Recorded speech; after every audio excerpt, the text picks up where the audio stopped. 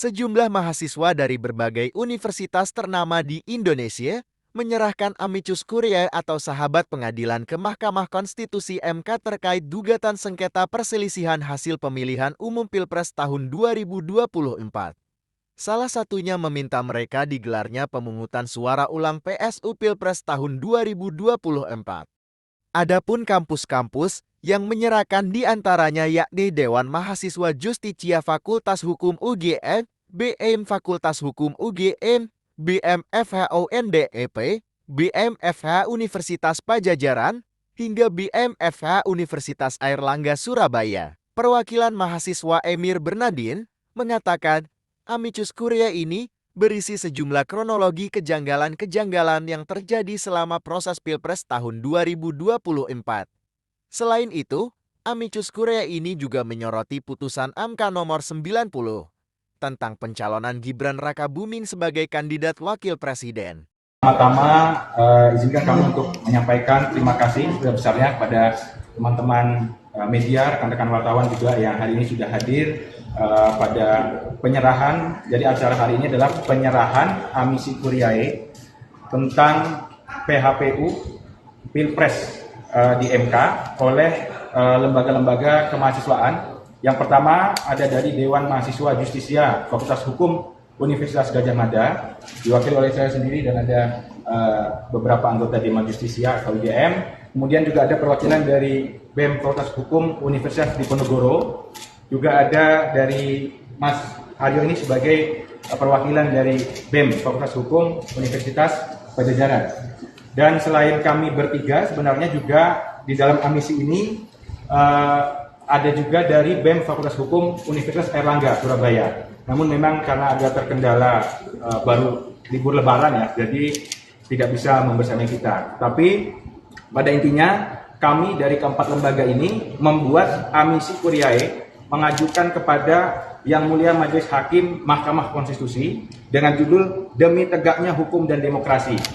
Tentu ini semata-mata untuk memberikan satu sumbangsih kontribusi konkret kepada Mahkamah. Dalam hal ini kami berharap agar Mahkamah mempertimbangkan poin-poin penjelasan yang sudah kami jelaskan di dalam amicus curiae ini. Dan pertama-tama sebelum kita lanjutkan siaran pers ini, mungkin perlu ditegaskan terlebih dahulu kepada seluruh pihak bahwa amisi ini kami ajukan adalah semata-mata sebagai bentuk tanggung jawab moral dan keprihatinan kami selaku mahasiswa hukum terhadap apa yang terjadi pada proses pemilu presiden dan pemilu pada keseluruhannya pada 2024 ini. Jadi jangan sampai kemudian ada yang mengatakan ya atau asumsi-asumsi bahwa ini bagian dari partisan atau lain sebagainya. Kami sangat mencegah itu. Oleh karena itu kami di sini mengajukan untuk dua perkara. Jadi PHPU 1 yang diajukan oleh Anies Muhaimin dan PHPU 2 yang diajukan oleh tim Ganjar Mahfud. Jadi kami sama sekali tidak ada hubungannya dengan masing-masing pihak. Ini murni karena keresahan kami dan nurani kami yang ingin demokrasi di Indonesia dan hukum kembali tegak seperti sedia kala. Begitu. Boleh diceritakan dari isi dari amicus curiae ini apa? Oh iya. Oke. Jadi nanti ini mungkin bisa untuk teman-teman pers juga kalau misalnya mau.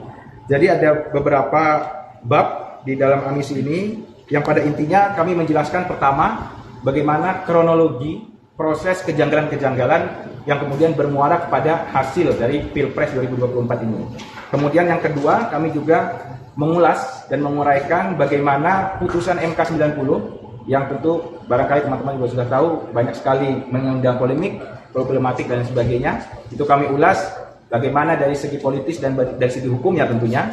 Kemudian juga ada tentang keterlibatan aparat, ya.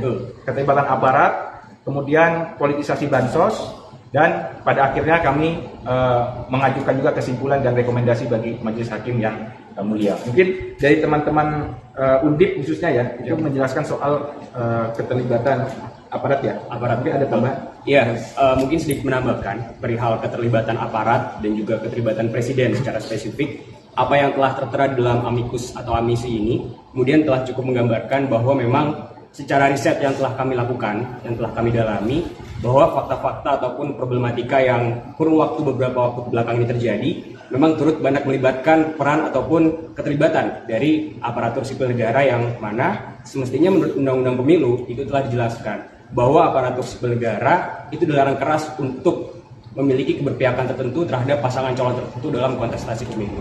Terlebih dalam hal ini, kita juga melihat dari beberapa kasus maupun beberapa peristiwa telah jelas bahwasannya para pejabat negara ataupun aparatur sipil negara yang kemudian belum terdapat adanya garis pembeda dari bagaimana kemudian kondisi dari yang bersangkutan itu menggunakan atau tidak menggunakan fasilitas yang turut menyertai diri dia untuk kemudian diikutsertakan dalam kontestasi pemilu, khususnya dalam kampanye. Alhasil, melalui amisi ini, memang kami telah secara gamblang menitikberatkan bahwa poin-poin mengenai keterlibatan aparatur sipil negara maupun presiden secara spesifik itu merupakan poin yang harus dipertimbangkan oleh Yang Mulia Majelis Hakim Mahkamah Konstitusi. Seperti itu. Poin keputusannya di analisisnya itu apa? Direkomendasikan ke harapannya. Oke, mungkin saya izin bacakan saja ya, langsung di bagian poin rekomendasi. Jadi pada intinya berdasarkan uraian yang ada dalam amisi kuliah ini, kami merekomendasikan kepada Yang Mulia Majelis Hakim Mahkamah Konstitusi Republik Indonesia agar menjadi pertimbangan dalam pengambilan putusannya adalah sebagai berikut. Pertama, membatalkan keputusan KPU nomor 360 tahun 2024 tentang penetapan hasil pemilihan umum presiden dan wakil presiden, anggota Dewan Perwakilan Rakyat, Dewan Perwakilan Daerah, Dewan Perwakilan Rakyat Daerah Provinsi, dan Dewan Perwakilan Rakyat Daerah Kabupaten Kota secara nasional dalam pemilihan umum tahun 2024. Kedua, memerintahkan KPU untuk mengadakan ulang pemilihan presiden dan wakil presiden dengan independen, imparsial, dan berintegritas. Ketiga, Yang Mulia Majelis Hakim Mahkamah Konstitusi Republik Indonesia agar bertindak progresif dengan mengedepankan nilai-nilai keadilan substantif serta kemanfaatan dalam pengambilan keputusan dan tidak hanya mengedepankan aspek keadilan formil yang sempit atau kepastian hukum semata. Dan yang keempat, Yang Mulia Majelis Hakim Mahkamah Konstitusi Republik Indonesia agar memutus perkara ini berdasarkan hati nurani dan menolak segala bentuk intervensi sehingga dapat menghasilkan putusan yang seadil-adilnya atau ex aequo et bono. Itu 4 poin tuntutan kami. Tadi yang kronologis tadi kalian sebutkan sama soal keterlibatan itu aparat itu berdasarkan temuan dari kalian sendiri atau observasi dari mereka? Oke. Itu dari teman-teman Unpad sebenarnya yang menyusun, tapi karena memang kami susun juga bersama-sama, kami sudah compile, jadi dari kami sendiri itu menyusun, mengadakan riset terlebih dahulu dari bagaimana kemudian ditarik jauh bahkan ketika penunjukan PJ gubernur, PJ kepala daerah dan sebagainya itu sudah banyak sekali problematik. Di situ sudah ada juga rekomendasi ombudsman tentang maladministrasi. Kami coba risetkan juga bagaimana keputusannya dan sebagainya. Pun juga di Mahkamah Konstitusi sendiri sebenarnya ketika itu sudah diperintahkan untuk adanya pembentukan peraturan pelaksana yang lebih jelas ya terkait dengan pengangkatan PJ, tapi kemudian itu hanya bentuknya peraturan Mendagri gitu, dan pada akhirnya itu juga menjadi syarat kepentingan gitu. Pun kalau misal teman-teman kiranya memang ingin mengetahui bagaimana stance kami, khususnya dari Dema Justisia ketika itu sudah pernah mengadakan juga rilis sikap terkait dengan pengangkatan PJ kepala daerah jauh sebelum diadakannya proses pemilu ini berlangsung ya, dimulai gitu. Kita sudah sejak tahun 2020-an kalau nggak salah, itu sudah kita buat kajiannya bahwa banyak sekali problematikanya sebenarnya di sini. Berarti lebih ke riset dan kajian ya, bukan sesuatu yang kalian alami langsung, bukan ada kasus-kasus kalian di intimidasi atau segala macam, bukan ke arah sana. Oh, kalau itu belum, kalau dari kami, karena memang itu kan pengangkatan ya, kasusnya pengangkatan, jadi saya kira mungkin yang itu dia juga yang menjadi tricky sebenarnya bagi kita adalah mungkin memang secara hukum semuanya itu secara formil sudah memenuhi. Tapi perlu diingat bahwa Indonesia sebagai negara hukum semestinya tidak dikerdilkan menjadi negara aturan pasar. Karena dalam kita menjalankan hukum itu, etika, moral itu tidak boleh ditinggalkan. Karena tujuan hukum itu bukan hanya kepastian, tetapi juga bagaimana bisa mewujudkan keadilan dan kemanfaatan bagi masyarakat. Itu saya kira yang menjadi poin penting kami. Siap, thank you. Oke.